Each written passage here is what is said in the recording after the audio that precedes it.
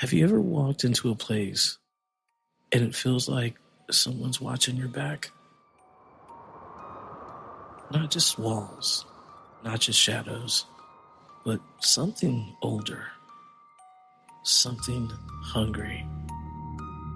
Tonight we're stepping inside trailer 115 in Bay Oaks Harbor, and we're going to represent Bay Oaks Harbor as BOA.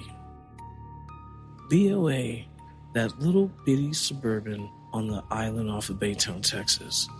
It looks harmless enough in the daylight, but at night, it remembers. And it's starving. This one's gonna sit heavy. Stay with me if you can.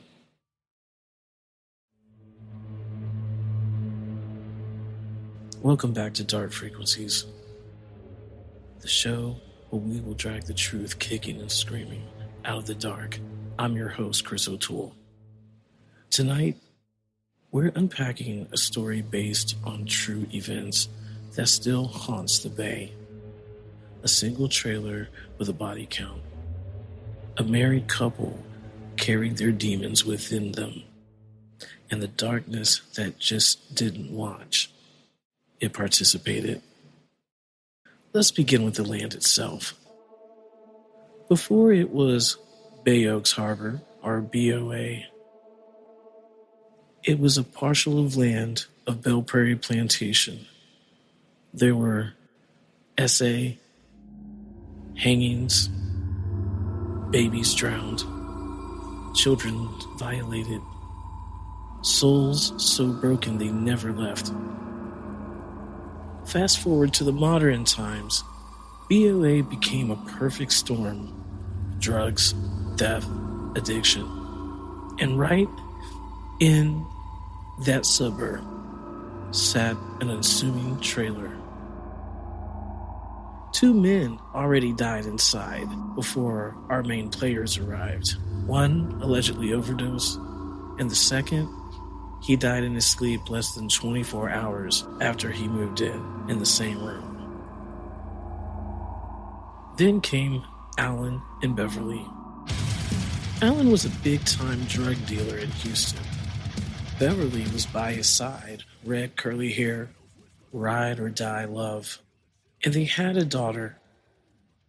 Beautiful life until one day they lost her. The grief crushed them. They had to try to outrun the pain by moving to BOA. They didn't know the house had already had guests. Almost immediately, Beverly felt it. That front guest bedroom, pure dread. Something dark, watching, waiting. Alan's health had been deteriorating, heart issues, and other ailments. Their bond was supposed to be unbreakable until death do us part, right? But Alan took those vows a little too literally. One night, they argued. Beverly stormed out, and they found her the next day, passed out in a ditch. But it wasn't the end. Her best friend Debbie later revealed the truth that still makes my skin crawl. Alan had been giving Beverly her usual dose. Until that night, he intentionally increased it. Lethal.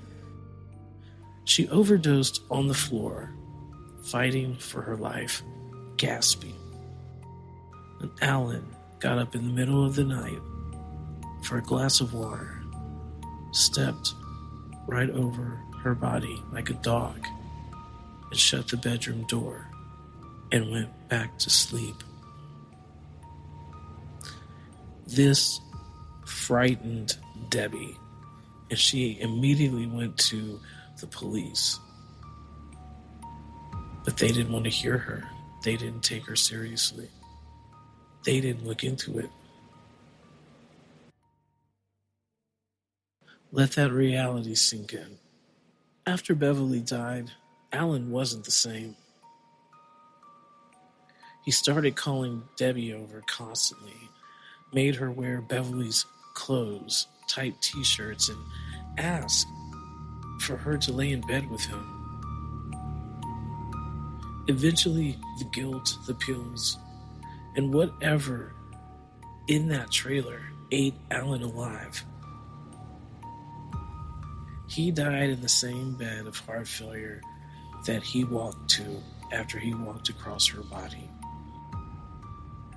Alan and Beverly's belongings stayed untouched when the next family moved in, Juan, Maria, and their stepson. Then the trailer started showing its teeth. Juan reached out to me, and we brought the Havla Nicola over. It's a spirit audio box that was developed using brainwave frequencies to tone into the energy surrounding and remotely. Clear as day, the spirit box spits out, "Fuck you, Alan!" with Juan's voice faintly mimicking underneath without realizing it, and moved his lips in sync with the voice. We walked the trailer. Orbs began circling around Juan. In the guest bedroom, it looked like clouds opened up from the sky, and an orb shot out, pinging against the doorknob of the closet. Suddenly, my paranormal investigator partner clutched her chest and said, "Man, I feel like I'm having a heart attack." A year later, things have gotten worse. A year and a half after I came to do a follow-up, Juan was found hanging from an I-beam on the porch. He survived, barely. But he called me again, desperate, saying that the voices wouldn't stop. They're telling him to finish it. Is this just addiction or mental illness, or something ancient from a plantation land still feeding on pain? I've experienced this neighborhood myself. There's a weight here. It knows when you're vulnerable and it pushes. And if you're in BOA, in any place that feels wrong, trust your gut. Don't ignore the dread. If you're enjoying these deep dives into true crime and the paranormal, make sure and turn on notifications so you never miss an episode. To click and subscribe. And if you want exclusive video footage of this investigation, including actual spirit box sessions, orb footages, and raw through trailer 115, head over to my Patreon account at Dark Frequencies. There, I will drop all the unreleased material that you won't hear anywhere else. This is Dark Frequencies. Stay safe out there and watch your back. When the lights go out, you don't know who's behind you in the shadows. Until we meet again.